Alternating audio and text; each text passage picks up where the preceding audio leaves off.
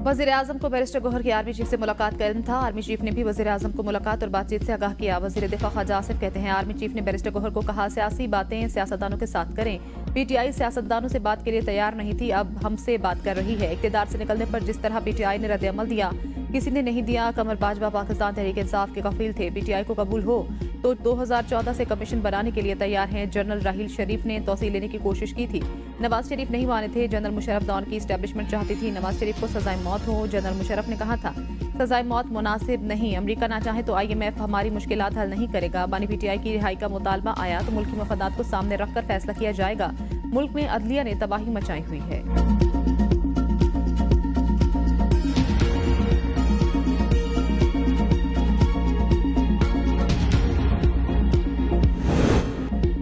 एक मुलाकात से हुकूमत को इतनी परेशानी क्यों हुई? शेख वकास अकरम की ABN न्यूज के प्रोग्राम सवाल से आगे में गुफ्तगू। कहा, आर्मी चीफ के साथ बैरिस्टर गौहर की सिक्योरिटी मामलात पर मुलाकात हुई।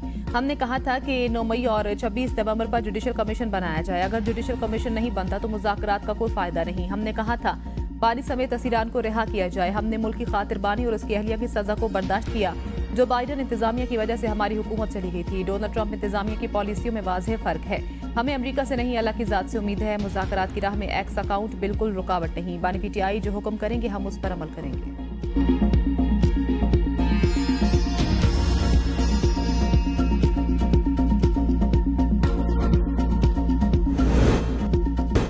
हुकूमती मुज़ाकराती कमेटी का इजलास, पीटीआई के मुतालबे पर जुडिशल कमीशन तश्कील का फैसला न हो सका। तर्जमान इरफान सिद्दीकी कहते हैं, मीटिंग में सैर हासिल गुफ्तगू हुई, मुस्बत तरीके से काम कर रही हैं।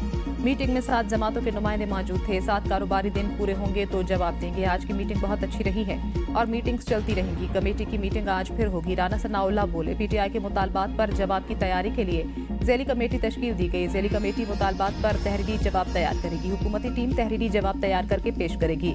जुडिशल कमीशन बनेगा या नहीं, जवाब तैयार होगा तो पता चल जाएगा। जमहूरियत डायलॉग से चलती है, डेडलॉक से नहीं। हुकूमती कमेटी का इजलास स्पीकर सरदार अयाज सादिक की ज़ेर सदारत स्पीकर चैम्बर में हुआ।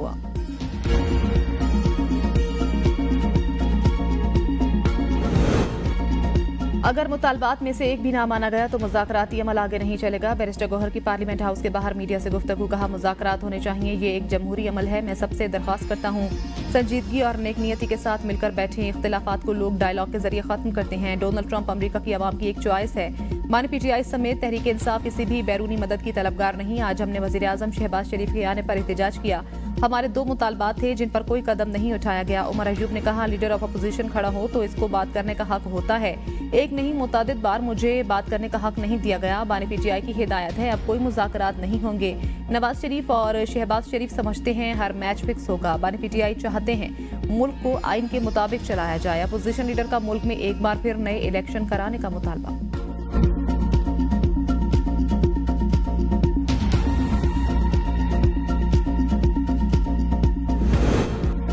वज़ीर-ए-आज़म शहबाज शरीफ की कौमी असम्बली आमद। अपोजिशन की जानिब से ऊ की आवाज़ें। पीटीआई का एहतजाज, ज़ालिमों जवाब दो, खून का हिसाब दो। पीटीआई के नारे। पीटीआई अरकान ऐवान में बानी को रिहा करो, अरकान गोली क्यों चलाई के बैनर्स लेकर ऐवान में आए। पीटीआई अरकान ने एजेंडे की कॉपियां फाड़ी दी। नून लीग के अरकान वज़ीर-ए-आज़म के पास जाकर खड़े हो गए। शेर आया के नारे। स्पीकर कौमी असम्बली और हुकूमती अरकान ने हेडफोन लगा लिए।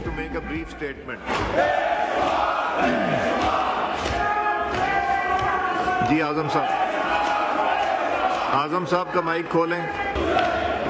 2018 में जो जेंडर गैप था वो 11.8% था और इलेक्शन कमीशन ऑफ पाकिस्तान और नादरा ने मिलकर जब एफर्ट की तो अभी 2024 के इंतखाबात में वज़ीर-ए-आज़म शहबाज शरीफ की कौमी असम्बली आमद। अपोजिशन की जानिब से ऊ की आवाज़ें। पीटीआई का एहतजाज, ज़ालिमों जवाब दो, खून का हिसाब दो। पीटीआई के नारे। पीटीआई अरकान ऐवान में बानी को रिहा करो, अरकान गोली क्यों चलाई के बैनर्स लेकर ऐवान में आए।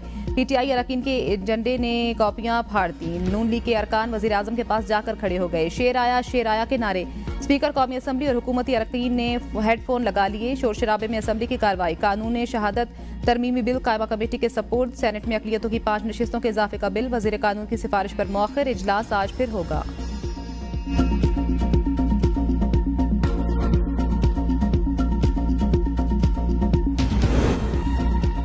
सुप्रीम सुप्रीम कोर्ट ने एडिशनल रजिस्ट्रार जुडिशल को ओहदे से हटाकर ओएसडी बना दिया। रजिस्ट्रार सुप्रीम कोर्ट की मंजूरी से नोटिफिकेशन जारी। सुप्रीम कोर्ट एलामिये में कहा गया है कि एडिशनल रजिस्ट्रार जुडिशल नजर अब्बास संगीन गलती के मुर्तकिब हुए। उन्होंने आईनी बेंच का मुकदमा गलती से रेगुलर बेंच के सामने समाअत के लिए मुकर्रर किया, जिसकी वजह से सुप्रीम कोर्ट और फरीकैन के वक्त और वसाइल का ज़िया हुआ। एलामिये के मुताबिक रजिस्ट्रार सुप्रीम कोर्ट ने 2 रुकनी बेंच के सामने मुकदमात की समाअत के लिए मुकर्रर करने में गलती का एतराफ़ किया। रजिस्ट्रार ने यकीन दहानी करवाई कि मुअज़्ज़िज़ बेंच के सामने मुकदमात डी लिस्ट करने में कोई बदनीयती शामिल नहीं थी। नज़र अब्बास को सुप्रीम कोर्ट के बेंच ने तौहीन अदालत का नोटिस जारी करके ज़ाती हैसियत में पेश होने का हुक्म दे रखा है।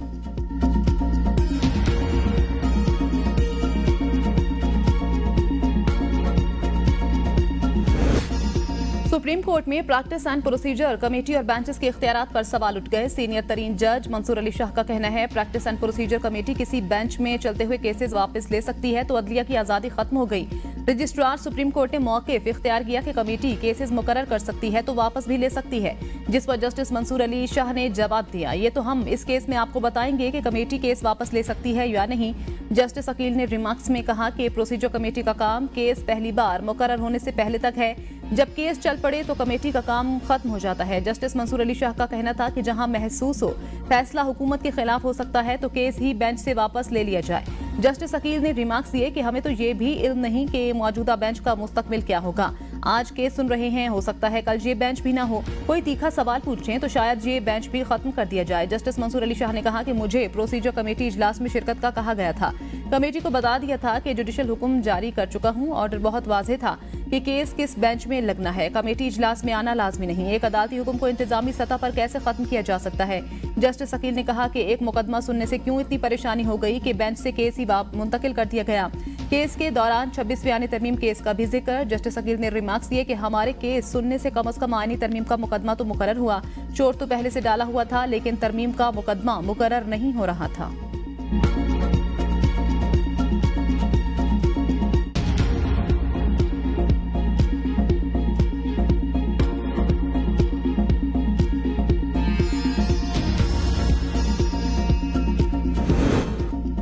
रेगुलर बेंच के हुक्म के बावजूद आईनी केसेस आईनी बेंच के सामने ही लगाए जाएंगे। प्रैक्टिस एंड प्रोसीजर कमेटी का एलामिये में कहा गया कि आइन के आर्टिकल 191A के तहत आईनी सवालात पर मुश्तमिल केस सिर्फ आईनी बेंच ही सुन सकता है। जस्टिस मंसूर अली शाह की सरबराही में रेगुलर बेंच के सामने मुकर्रर केस में कस्टम्स एक्ट की शिक 11A को चैलेंज किया गया था, जिस पर वकील ने बेंच के दायरे इख्तियार पर एतराज किया। इस गलती के पेश नजर जुडिशल ब्रांच ने कमेटी को मुरासला लिखा तो 17 जनवरी को चीफ जस्टिस की सरबराही में फौरी तौर पर कमेटी का इजलास बुलाया गया। कमेटी ने फैसला किया कि ये केस आईनी बेंच ही सुन सकता है।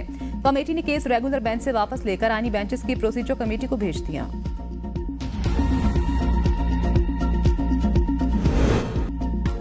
जस्टिस मंसूर अली शाह का बेंचेस इख्तियारात केस में फुल कोर्ट की तश्कील का हुक्म जारी करने का इंदिया। समाअत के दौरान जस्टिस मंसूर अली शाह ने सवाल किया कि क्या कोई बेंच अदालती हुक्म के तहत नया बेंच तश्कील दे सकता है।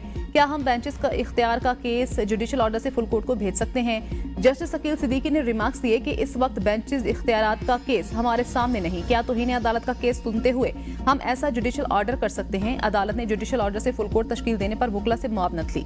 बैरिस्टर सलाहुद्दीन और शाहिद जमील ने फुल कोर्ट बनाने की हिमायत कर दी। बैरिस्टर सलाहुद्दीन ने कहा कि माजी में जुडिशल ऑर्डर से फुल कोर्ट बनी काजी फायज ईसा केस और इफ्तिखार चौधरी केस की नजीर मौजूद है। सीनियर वकील मुनीर ए मलिक और हामिद खान अदालती मुआविन मुकर्रर। 2 रुकनी बेंच की अटॉर्नी जनरल को भी मुआवनत की हिदायत।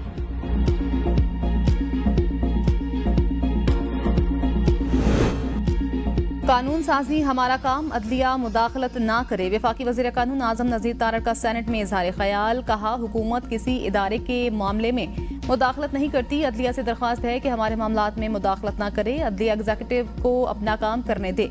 इदारों को अपने दायरे में रहकर काम करना चाहिए। डेपुटेशन पॉलिसी की गुंजाइश सर्विस रूल्स में मौजूद है। पहले 3 साल के लिए डेपुटेशन होती है, फिर 2 साल की तजदीद होती है। सुप्रीम कोर्ट ने भी अपने फैसलों में कहा कि डेपुटेशन को मामूल ना बनाया जाए।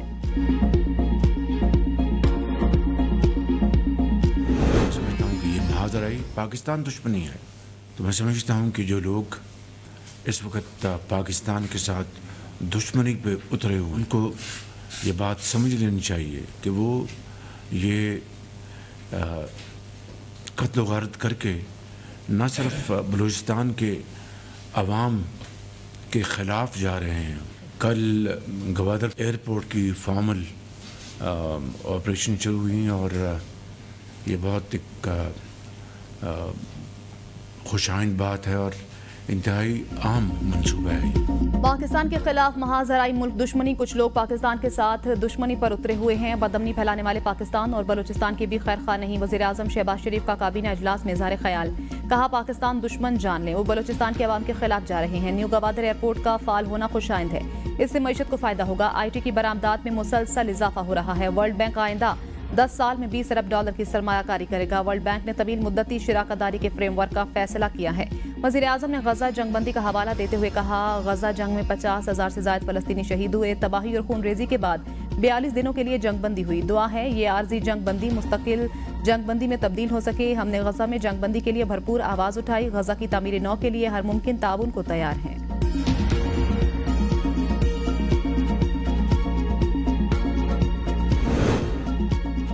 सेनेट इजलास, पानी की तकसीम के मामले पर हुकूमत और इत्तेहादी पीपल्स पार्टी आमने सामने। सेनेटर शेरी रहमान ने हुकूमत पर दरिया सिंध पर कैनाल बनाकर सिंध के पानी की कटौती का इल्जाम आयद कर दिया। सेनेटर शेरी रहमान ने कहा, पानी के बगैर 7 मिलियन एकड़ अराजी किस तरह जरखेज बनाए। कराची के शहरी बूंद बूंद पानी को तरसते हैं। एक सूबा चीख रहा है लेकिन कोई सुनवाई नहीं हो रही। वफाकी वजीर मुसद्दिक मलिक ने कहा, पानी के ट्रीटी के मुताबिक पानी का बहाव फराहम किया जाता है। तमाम सूबों को पानी के एकॉर्ड की मुताबिकत से पानी दिया जाता है। जो भी तहरीके इल्तिवा पर दावा किए गए हैं उनमें एक भी दुरुस्त नहीं। अगर किसी को पानी की तकसीम पर शक है तो डिजिटल मीटर्स लगवा लिए जाएं, सब पता चल जाएगा किसको कितना पानी जा रहा है। इरफान सिद्दीकी ने कहा, अगर पंजाब अपने हिस्से के पानी से कैनाल बना रहा है तो कोई एतराज नहीं बनता। मुआहदे के तहत अगर पंजाब नहरें बना रहा है तो बहस नहीं बनती। ऐसी बातें नहीं होनी चाहिए कि फेडरेशन टूट जाए। शिबली फराज की भी सिंध की हिमायत, कहा नई नहरों से सिंध बंजर हो जाएगा। सक्खर हैदराबाद मोटरवे ना बनने पर सेनेट में पीपल्स पार्टी और हुकूमत आमने सामने। सेनेटर असलम अबड़ो ने कहा, पंजाब में मोटरवेज का जाल है, सिंध और बलूचिस्तान में मोटरवेज और हाईवेज नहीं बन रही। वज़ीर मवासलात अलीम खान ने जवाब दिया, गुज़श्ता 4 हुकूमतें किस किस पार्टी की थीं उनसे हिसाब लिया जाए। पीपल्स पार्टी भी उनमें शामिल थी। अलीम खान की तनकीद पर पीपल्स पार्टी के सेनेटर्स का एहतजाज। सेनेटर शहादत अवान ने कहा, हुकूमत पीपल्स पार्टी के बगैर नहीं चल सकती। आजम नजीर तारण ने अलीम खान के बयान पर माजरत कर ली। वज़ीर मवासलात ने भी माजरत करते हुए कहा, M6 मोटरवे की तामीर इसी साल शुरू हो जाएगी, इसे कराची तक तौसी देंगे।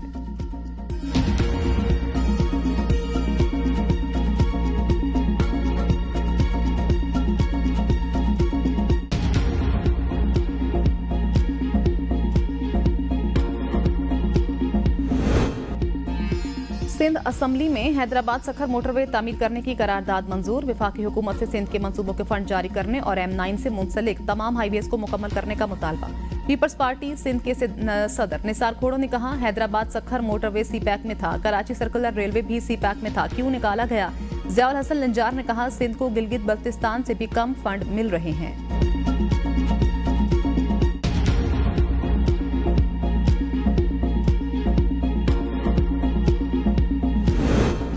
पाकिस्तान को मशरक़ वुस्ता के 2 बैंकों से $1 अरब का कर्ज मिलेगा। वज़ीर ख़जाना मोहम्मद औरंगज़ेब का गैर मुल्की खबरसां इदारे को इंटरव्यू, कहा कर्ज की रकम 6 से 7% शरह सूद पर मिलेगी। मईशत की कमजोरियां दूर करने का यही वक्त है। फरवरी में IMF वफ्द से क्लाइमेट फंडिंग पर बातचीत करेंगे। पाकिस्तान ने 6 से 9 माह में IMF से क्लाइमेट फंडिंग का हदफ मुकर्रर किया है। मोहम्मद औरंगज़ेब का वर्ल्ड इकनॉमिक फोरम में मजमून। वज़ीर ख़जाना की आलमी शराकतदारों को पाकिस्तान में सरमायाकारी की दावत दे दी। लिखा, पाकिस्तान ने माशी इस्तेहकाम और तरक्की का सफ़र शुरू कर दिया। सख्त चैलेंजेस में पायदार तरक्की और मजबूत बुनियाद के लिए फैसला कुन इस्लाहात का निफाज किया। हमारी इन्हीं कोशिशों के नताइज वाज़ेह हो रहे हैं और मईशत आगे बढ़ रही है।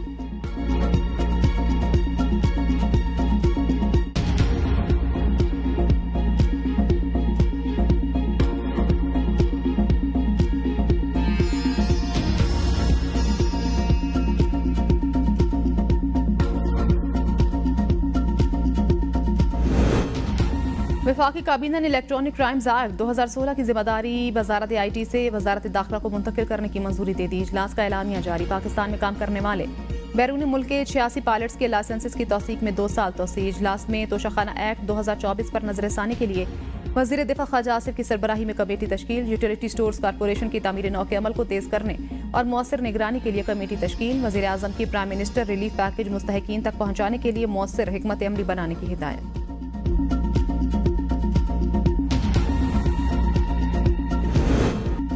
FBR में अब भी करप्शन हो रही है। चेयरमैन FBR राशिद लंगड़ियाल का कौमी असम्बली की खजाना कमेटी के इजलास में एतराफ, कहा हमने कई साल तक हराम को हलाल करने वाला नुस्खा चलाया। ज़राए आमदन जाहिर न करने वाले से मजीद 2% टैक्स ले लेते थे। कई सालों बाद भी वहीं खड़े हैं। 50,000 तनख्वाह लेने वाला इनकम टैक्स दे रहा है। 6 लाख कमाने वाला ताजिर सेल्स टैक्स क्यों नहीं देता? हमने जितना 2016 में रेवेन्यू इकट्ठा किया था इतना ही 2024 में किया। FBR के अफसरान को नकद इनामात का तरीकाकार तैयार कर लिया। कारकर्दगी की बुनियाद पर मुलाजिमीन और अफसरान की कैटेगरीज बनाई हैं। एक कैटेगरी अफसरान को तनख्वाह के बराबर 4 बोनस मिलेंगे। चेयरमैन कमेटी का कहना था कि सब जानते हैं हमारी आधी मईशत ब्लैक और ग्रे एरिया में है। ब्लैक और ग्रे मईशत को बाकायदा मईशत का हिस्सा कैसे बनाएंगे?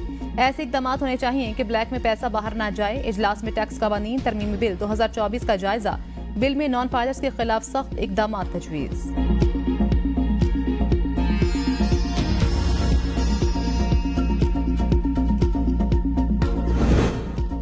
मराकश कश्ती हादसा। इंसानी स्मगलर्स ने लोगों पर तशद्दुद किया, चेहरे पर हथौड़े मारे, 21 पाकिस्तानियों को तावान लेकर जिंदा छोड़ा। मराकश कश्ती हादसे की तहकीकाती कमेटी के सामने इब्तिदाई बयान में खौफनाक इंकशाफात। कमेटी को बताया गया कि कश्ती में मौजूद अफराद को खाने पीने की शदीद किल्लत का भी सामना रहा। कश्ती इंटरनेशनल ह्यूमन ट्रैफिकिंग एक्ट की निगरानी में थी, जिसमें सेनेगाल, मोरितानिया और मराकश के इंसानी स्मगलर्स शामिल हैं। कश्ती में सवार बेशतर लोग तशद्दुद, भूख, प्यास और सर्द मौसम के बाद जाँ बहक हुए। स्मगलर्स ने 4 लड़कों को सर और चेहरे पर हथौड़े से ज़रबे लगाईं और समंदर में फेंक दिया। मराकश, यूनान और लीबिया कश्ती हादसात में मुलविस 15 इंसानी स्मगलर्स के इंटरपोल के रेड नोटिस जारी। FIA हुकाम के मुताबिक टीमें मुल्जिमान की गिरफ्तारी के लिए बैरून मुल्क जाएंगी।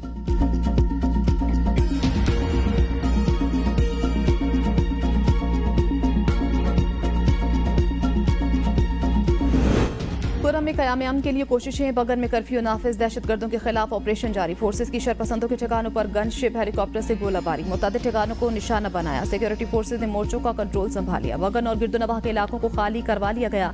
टल, पाराचनार, मेन शहरा बदस्तूर हर किस्म की ट्रैफिक के लिए बंद। पाराचनार समेत 100 से ज्यादा देहात को सप्लाई मुअत्तल। इलाके में कारोबारी मराकज़, पेट्रोल पंप्स और होटल भी बंद। इंटरनेट सर्विस मुअत्तल। रास्तों की बंदिश से कारोबार जिंदगी बुरी तरह मफलूज। बगन के करीब काफिले पर हमले में मुलविस शरपसंदों की निशानदही कर ली गई।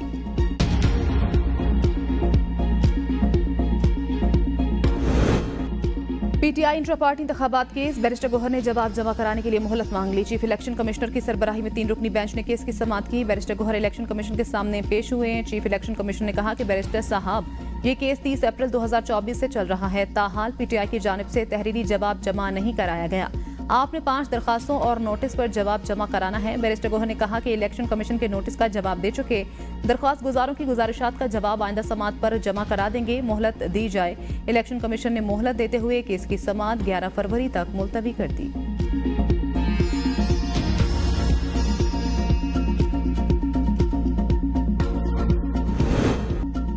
ग्रैंड अपोजिशन अलायंस बनाने के लिए PTI रहनुमाओं की अपोजिशन जमातों के कायदीन से मुलाकातें। मुस्तफा नवाज खोखर ने हिमायत का ऐलान कर दिया। मुस्तफा नवाज खोखर ने तहरीक तहफ़्फ़ुज़ आइन का शुक्रिया अदा करते हुए कहा, हमारी बहुत लंबी नशिस्त रही। वतन अजीज को जिन बहरानों का सामना है उन पर तफसीली गुफ्तगू हुई। मुल्क में कानून और आइन की बहाली का एजेंडा होना चाहिए। इस वसी तर मुफाद में सब शामिल हो जाएंगे। असद कैसर ने कहा, ये मुल्क किसी की जाती ख्वाहिशात पर नहीं, आइन और कानून के मुताबिक चलेगा। 2 से 3 हफ्ते में तमाम स्टेक होल्डर्स को इकट्ठा करेंगे। आइन पर डाका डाला गया। 26वीं तरमीम ने रही सही कसर भी खत्म कर दी। अलामा नासिर बोले, पाकिस्तान को सियासतदानों ने अवाम के साथ मिलकर बनाया था। पहले पाकिस्तान टूटा था, अब बाकी पाकिस्तान भी तबाही का शिकार है। अवाम की मुंतखब शुदा हुकूमत सिस्टम में आनी चाहिए। बानी PTI की आज़ादी और आइन की बालादस्ती के लिए जंग जारी रखेंगे।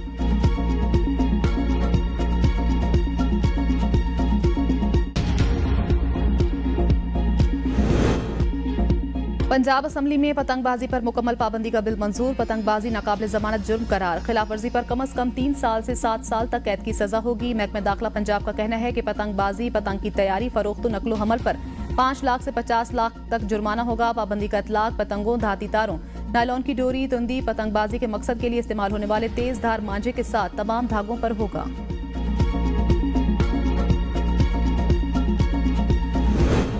कराची में बच्चों के मुबज्जना अगवा के वाकयात का सिलसिला थम ना सका। औरंगी टाउन फरंचिया कॉलोनी से एक और कमसिन बच्चे को अगवा कर लिया गया। वालिद के मुताबिक 10 साला अयान 17 जनवरी को घर से बाहर निकला। बच्चे को सब जगह तलाश किया, ताहाल कोई सुराग न मिल सका।